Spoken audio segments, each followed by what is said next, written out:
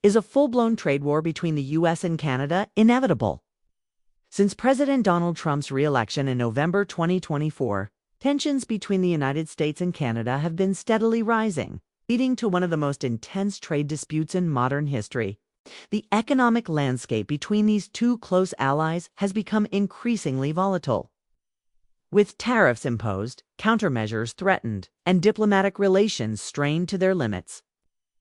The growing conflict has not only disrupted trade, but has also created significant uncertainty in global markets, raising concerns about long-term economic consequences. The situation erupted on November 25, 2024, when Trump took to Truth Social to announce his intention to impose a 25% tariff on all imports from Canada and Mexico. The justification for this move?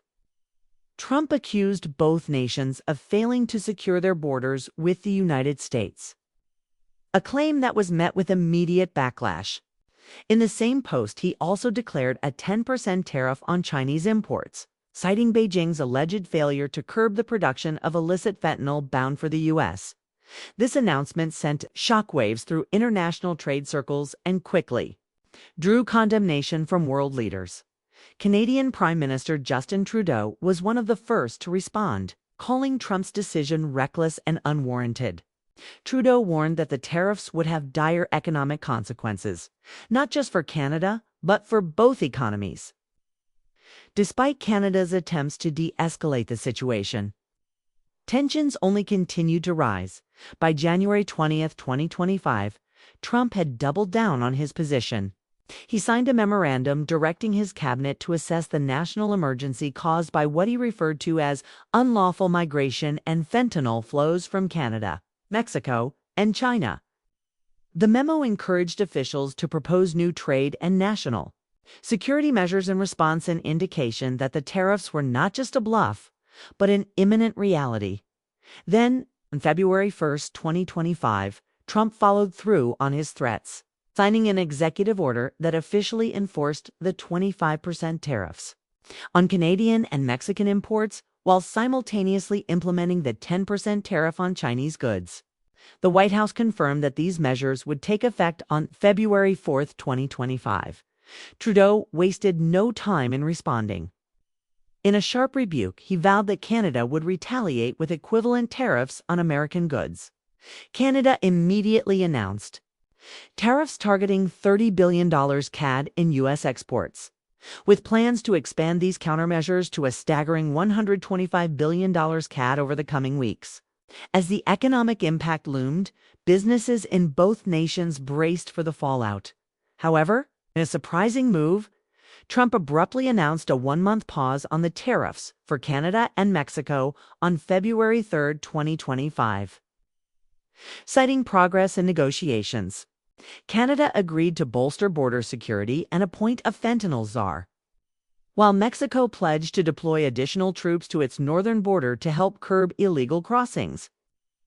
Despite this temporary reprieve, the tariffs on Chinese imports moved forward as planned on February 4th, but the ceasefire was short-lived. As the one-month delay neared its expiration, tensions reignited. On February 27, 2025, Trump reaffirmed that the 25% tariffs on Canada and Mexico would be reinstated on March 4th, along with an additional 10% tariff on Chinese imports. This declaration once again sent shockwaves through financial markets. Trudeau reacted with outrage, calling the tariffs unacceptable and punitive, and vowing that Canada would respond in kind. By March 3, 2025, the mere anticipation of a full-blown trade war had already rattled investors, and the markets began to decline. At the White House, Trump reiterated his commitment to the tariffs, stating that they would take effect at midnight. On March 4th, Wall Street reacted immediately, with the S&P 500 closing down 1.7%, marking its worst trading day since December. Then, 12:01 a.m. Eastern Time on March 4th, the tariffs officially went into effect, setting off an instant trade war. Canada and China responded immediately by announcing retaliatory tariffs on U.S. goods. with Trudeau condemning the move as short-sighted and destructive. Canada imposed reciprocal 25% tariffs on key U.S. industries, including agriculture, consumer goods, and manufacturing. Meanwhile, Mexico opted for a more cautious approach. President Claudia Sheinbaum voiced her opposition to the tariffs, but chose to hold off on immediate retaliation until after direct talks with Trump. The uncertainty surrounding Mexico's response added further volatility to U.S. financial markets, which continued to plunge amid fears of prolonged instability. Just a day later, on March 5, 2025, Trump unexpectedly delayed auto tariffs for 1 month following intense lobbying from major U.S. automakers like Ford, General Motors, and these companies had warned that the tariffs would severely disrupt supply chains, causing massive job losses and production delays. This brief pause provided some relief to Wall Street, with stocks rebounding by the end of the trading day. However, by March 6, 2025, Trump signed an executive order modifying the tariffs to exempt goods compliant with the United States-Mexico-Canada Agreement, USMCA. While this move partially eased trade restrictions, financial markets remained unstable, with the S&P 500 falling another 2% and the Nasdaq dropping 2.5%, reflecting continued investor uncertainty. As the trade dispute continued to escalate, Canada refused to back down. Ontario Premier Doug Ford announced an unprecedented countermeasure against the United States. On March 10, 2025, Ontario would enforce a 25% surcharge on electricity exports to the USA move that would impact approximately 1.5 million American homes and businesses in key states like Michigan, New York, and Minnesota, which depend on Ontario's power supply. Premier Ford made it clear that Ontario was prepared to intensify its retaliatory measures if necessary. "I won't hesitate to increase this surcharge or, if necessary, shut the electricity off completely," Ford declared, emphasizing readiness to escalate the fight against Trump's tariffs. Beyond energy exports, Ontario was considering even more aggressive measures. Ford proposed a surcharge on every megawatt of electricity sold to the U.S., increasing costs for American consumers and businesses alike.